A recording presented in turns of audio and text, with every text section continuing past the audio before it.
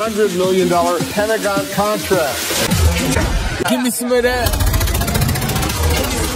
Meant to be derogatory, but we kind of liked it. You drove these to the triangle of death.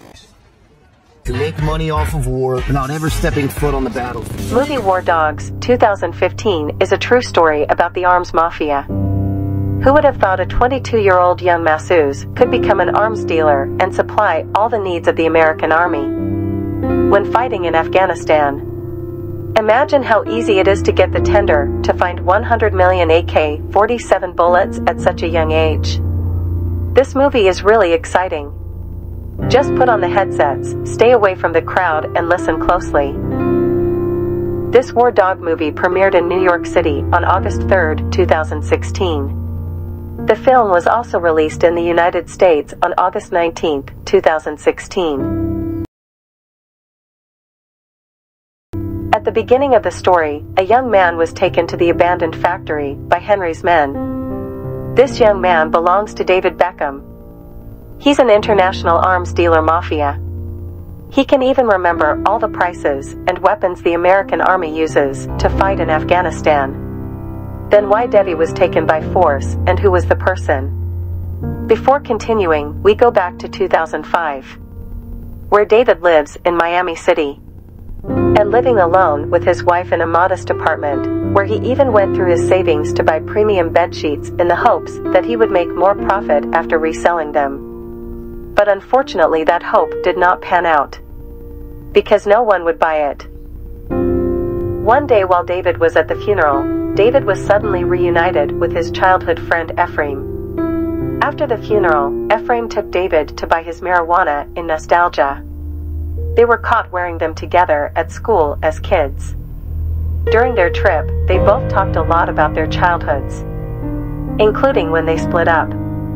Efraim also told me that she had been in Los Angeles, working with her uncle as an online arms dealer from a government impound. Unfortunately, his uncle took money from the business, and eventually, Efraim decided to stay in Miami to run her own business. When they reached their destination, they didn't meet the drug dealers they used to frequent, and they ended up buying some thugs hanging out there.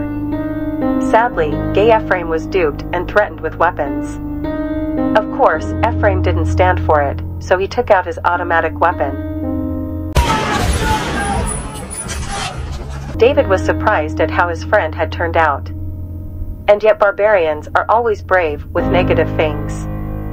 One day David took the time to visit Ephraim in his office, called I. Efraim was evidently busy caring for all her work. David grew curious, then asked about his current business. And because of a close friend, finally Efraim began to explain how he in the last 2 months earned $200,000. Then Efraim showed a site called Fit Bishops like eBay, but to buy war equipment. And this is exposed to the public. In it, many American military contracts are ready to be tendered to the public. Efraim also explained that he would only look for small tenders so there wouldn't be too many competitors. But even though it was small, he also emphasized that the tender with the Pentagon was already in the millions of dollars. It actually works simple. So, all Ephraim has to do is get the tender and find a suitable weapons manufacturer to meet the tender. When she came home from there, David's wife announced that she was pregnant. This made them happy, of course, but it also baffled David, as their costs would increase, while her job as a therapist might not be enough to afford a baby.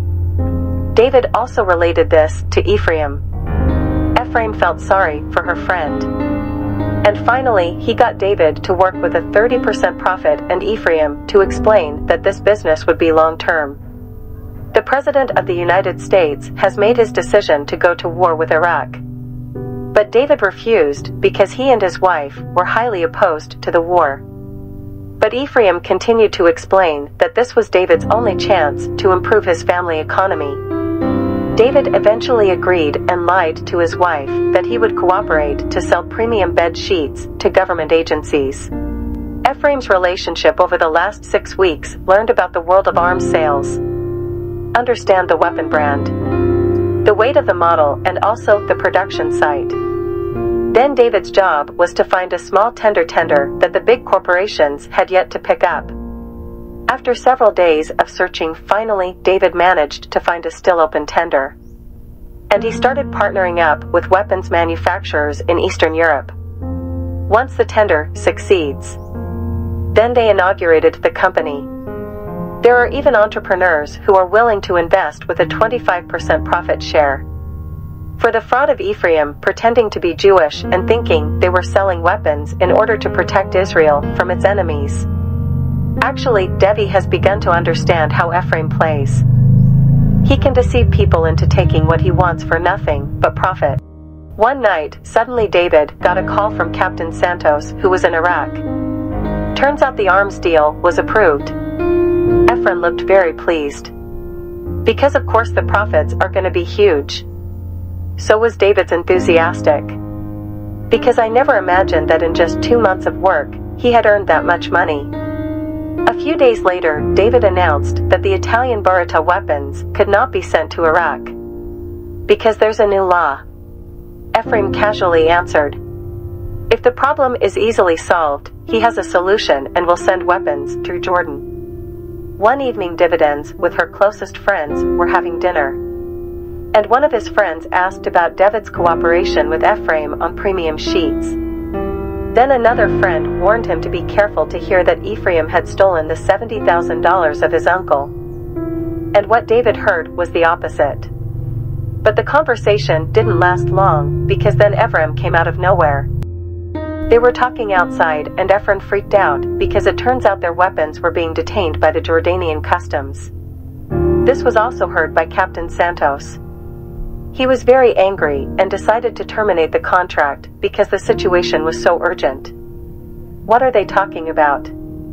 She also asked David about the conversation. And David confessed to everything. And initially Lise was angry. But after explaining slowly that this is all for their future.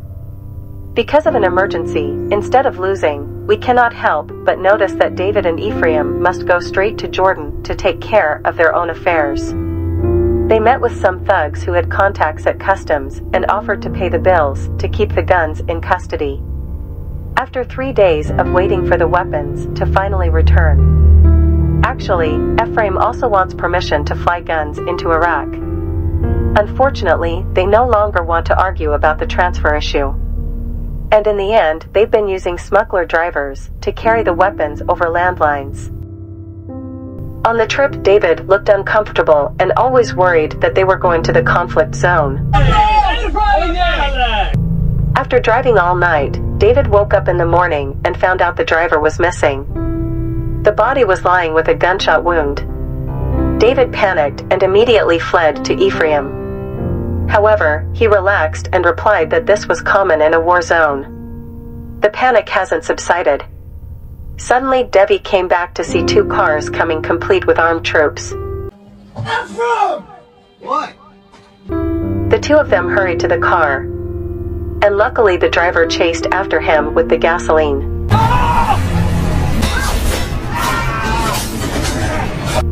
At high speed, Ephraim was driving in her car, shot at by them. Suddenly the 2 cars that attacked them stopped and turned around. And it turns out the men are terrified of American Army helicopters on patrol. Eventually they escape and welcome to the green zone. There for the first time they met with Captain Santos in person.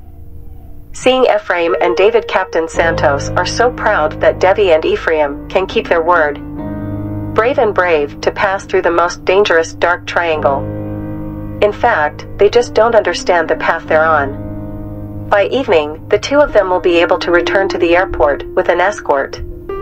With the money they had today, they could each afford to buy a Porsche car and buy a luxury apartment. This success is felt by investors as well and encourages them to renew their investment funds. Recruit some new workers so they can get more opportunities to get other contracts. A few months later, David's son was born, and one night, he also found a tender that appealed to him. He immediately called Ephraim.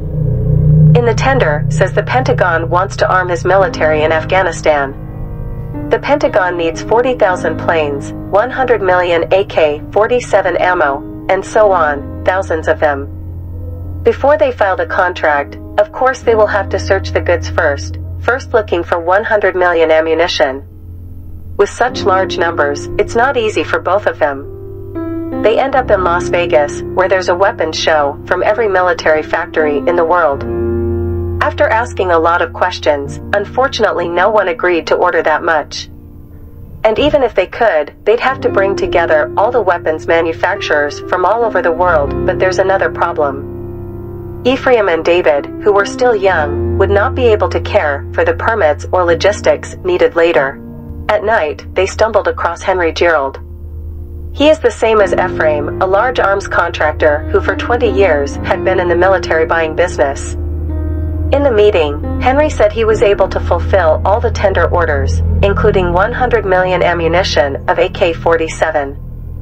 He has contacts in Albania, where a large arsenal is about to be dismantled, because Albania is going to join NATO.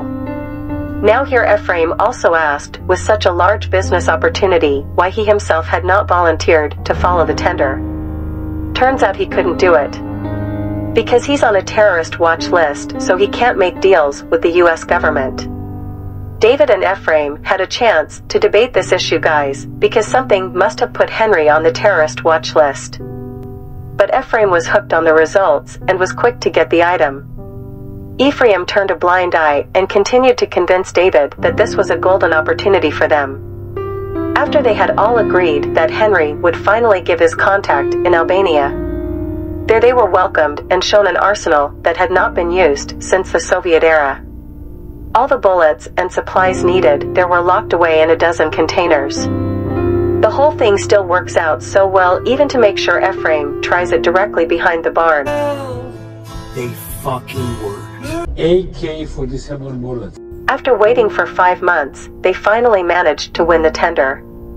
Because it's a huge tender, they have to prepare the company data first for an audit. This was surely exhausting because they had to rewrite every transaction they had ever made. They also include banking, boxing, and other necessary reports. It was made in China, where America is currently embarking on Chinese products. They both called Henry and protested this. But Henry didn't care, because he thought he was only preparing what they were asking for without any reservations about the issues made in China or not. Henry also said that that was the problem, and it was better for both of them to find another solution than to blame him. Eventually, Efraim came straight to Albania with the idea. He wanted to repackage the ammunition so the American government wouldn't suspect it had come from China. Initially, David didn't agree with the man because it meant they were doing illegal activities. But again, Efraim didn't care. Lost hundreds of millions of dollars at hand. And once again David was forced to join the idea. Then his driver, named Baski, introduced Enver to the packaging plant. During the meeting, David explained that he had 100 million bullets that he wanted to repack in plastic bags. Enver here asked people about the reason why the bullet was repacked. Efraim only replied that she wanted to save the weight of the delivery. They agreed and repacked 100 million bullets. Starting with 50 workers, they transferred each iron box into a plastic bag and then packed again with a paper box. And on December 8, 2007, their company sent 100 million rounds of ammunition for the first time. And it works without a problem or a problem. But the American government is becoming suspicious. Suddenly, each called for him and expressed his disappointment. It turns out Henry bought bullets from the Albanian government at a much cheaper price than he was offered. He decided to withdraw the transaction with Henry himself. But David, who no longer wanted any more trouble, composed himself and tried to explain because they also made a lot of money and nobody got hurt. But it was Efraim who quietly protested Henry until David fell victim to his actions. David was kidnapped by Henry to say that no one could get out of the deal that had been compromised in the first place. As a result of that incident, David hurried to get all his stuff back to Miami and resigned, feeling that Ephraim had done whatever it wanted. It was then that he also heard from the bullet makers in Albania that every worker in Albania was never paid a penny. He also threatened that he knew the purpose of the repackaging. To get things done quickly, David just said that he would go to Miami and come back. A week later, he also made sure that when he arrived in Miami, all the packaging workers would be moved immediately. Arriving in Miami, he went straight to the office and protested Ephraim's near-death act. It's David who's very upset. Then he decided to quit and ask for 30%. Suddenly, Ephraim refused the division on the ground that David had not yet finished his work. An affidavit signed at the time was found to be discarded by Efraim. A few weeks later, while David was relaxing, suddenly got a call from a reporter regarding a case of unlawful action. When David and Efraim came out of his apartment, turns out they're expecting the FBI. Then they are immediately arrested for processing. It turned out that it all started with the benefit of the non-paid. They immediately reported everything to the American government. After the report, the FBI immediately launched a massive investigation and captured the entire network first. Ephraim was sentenced to 2 years in prison, while David was only 7 months under house arrest. She went on living as a therapist like her previous job, in a luxury apartment. But the shocking thing was Henry, his client. Henry even apologized for everything that happened. A misunderstanding in Albania. She also thanked Devi for not taking Henry's name through the trial. And in exchange, Henry gave $30 million, the same amount that Ephraim had to pay him. Such riches as Ephraim could blind a person. So he also betrays his own friends, just for profit.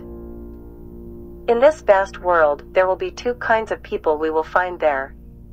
So be careful in your friendships and be smart in your choice of associates. Thank you all for watching this video once and for all.